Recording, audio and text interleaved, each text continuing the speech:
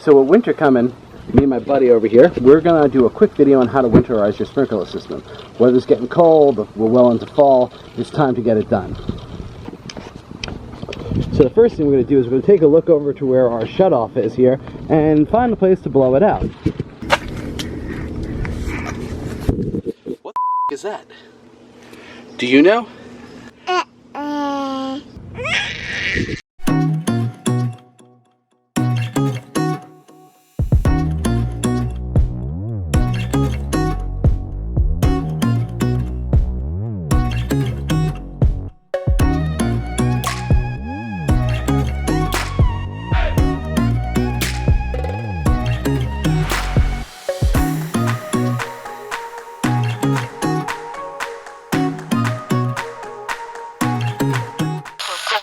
Started out as a simple video on how to get your sprinklers winterized for, the cold weather.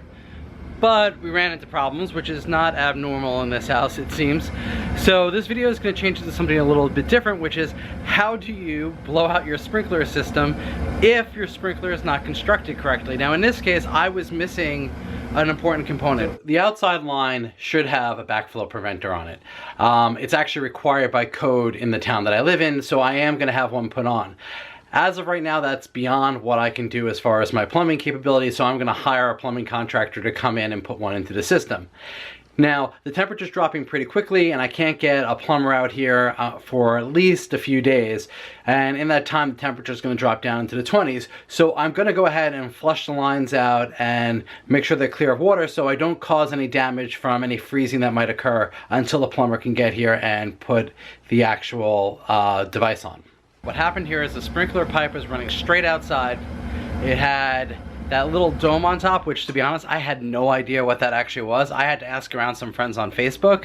I did find out what that was. It's actually a water hammer arrestor, and that was just to keep the pipes from knocking. Didn't even do that great a job because the pipes knock every time the sprinklers come on. This video is going to be different than I intended to, but maybe more helpful, because I'm going to show you how to blow out your pipes when your sprinkler system does not have a backflow protector and does not have valve attached so that you can connect your compressor and blow them out. The first step for this is we need to turn off the water main to the sprinkler system. This is my water main. So if I follow it up, this is the water that goes to the house. Coming off this water main is where my sprinkler main is. So the first thing I'm gonna have to do here is I actually have to turn off the water to the sprinkler system. I need to drain the water out of this pipe. Before I do that, I need to turn off the sprinklers so that there's no chance that I'm coming on while I'm draining the water out. Now, for a lot of systems, you just turn your sprinkler control system to off, but mine's actually a smart system, so I need to use an app to do that. So what I'm gonna do is I'm gonna take it and put it into standby mode.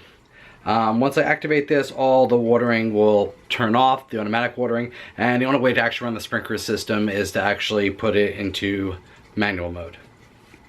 So now that that's set, I'll just check the valve outside to make sure that it's open, and then we can drain this line. This shutoff valve is for going into the actual manifold. So I'm going to leave this open so the water that's in the pipe from downstairs starts to drain out a little bit.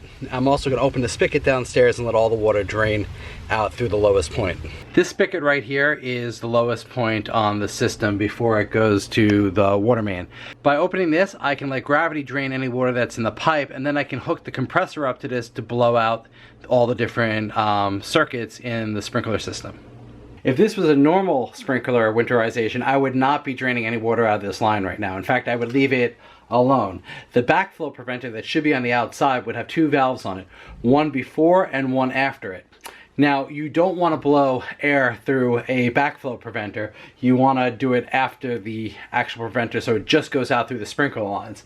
In this case, since there is no backflow, I have to drain all the water out of this and blow it out through this, because this is the only place where I can actually hook the compressor up and send air through the sprinkler lines. It won't hurt anything since there's no backflow in place.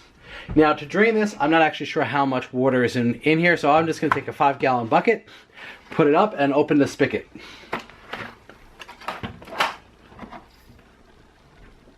I'm gonna let the water drain out of here, and the next step would be to put together a fitting so I can actually hook the compressor up to the spigot and then blow out the lines. So while the water is draining out of the main line, I'm gonna put together the adapter so I can hook up the compressor to that spigot. So there's a few different adapters I needed to have.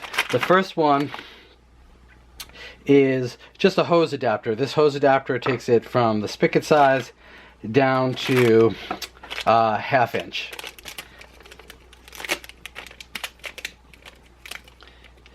Then this 1/2 inch connector can be used to connect the adapter that goes to the actual compressor. So just screw this in.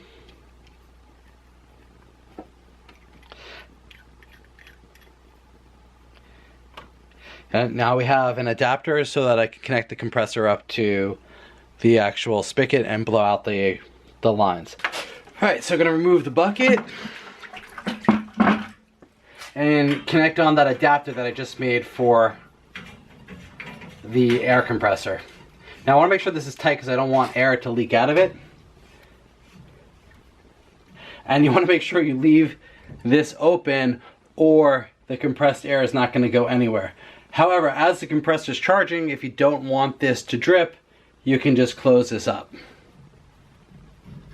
So I only have a 6-gallon pancake style compressor, but this should give enough airflow to blow out the lines. It'd be slower than a commercial one, such as the ones that the lawn sprinkler guys would take in, but definitely should clear out our lines. I'll just do each line individually.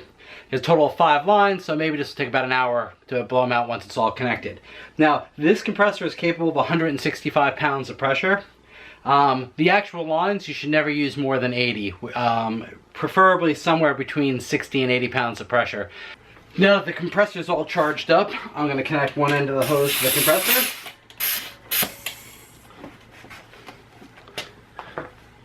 And I'll connect the other end of the hose to the inlet valve I just put together. Now I'm going to slowly open up the valve to allow air into the rest of the system.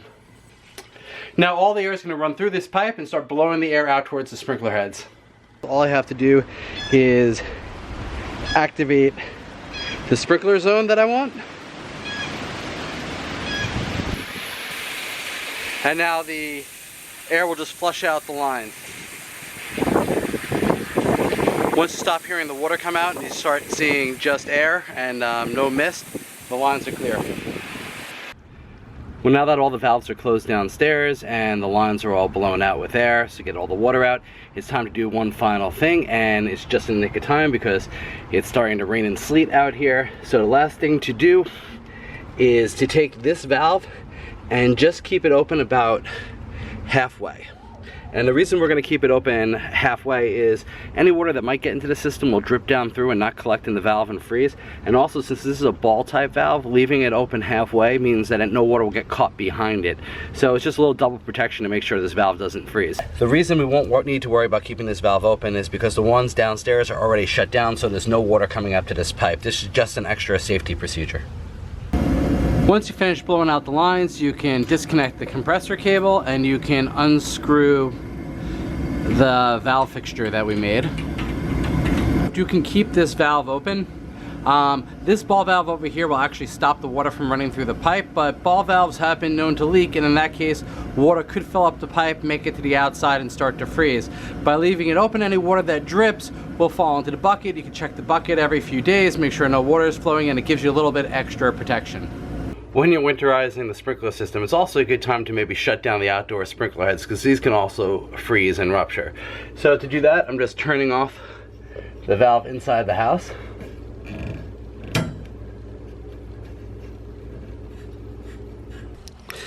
And just open up the outdoor valves to let the water out. And I'll leave these also open so that any water in the line will just drip out and not freeze up inside the valve itself. So that pretty much wraps up winterizing the sprinkler system. One last thing that's always good to do is to take some notes down about what you saw while you're wintering it and see what might need to be fixed next year come spring. So for me, I noticed that there's one sprinkler head that's bad. I'll replace that in the springtime. I also noticed that one of the circuits for the sprinkler, when I was blowing out for air, did not close. So I'm thinking that solenoid is starting to go, so I'll also replace that come spring. Next season we are going to have a backflow device installed, so we'll probably follow this video up with another winterizing video that shows you how to do the winterization with the backflow device installed on the lines. So if you like this video and want to see more, please click the subscribe button below and the little bell icon so you can get notifications. I also have this interesting project that I'm going to be working on in restoring this old Delta drill that I found at an estate sale. So be sure to check back for that as well.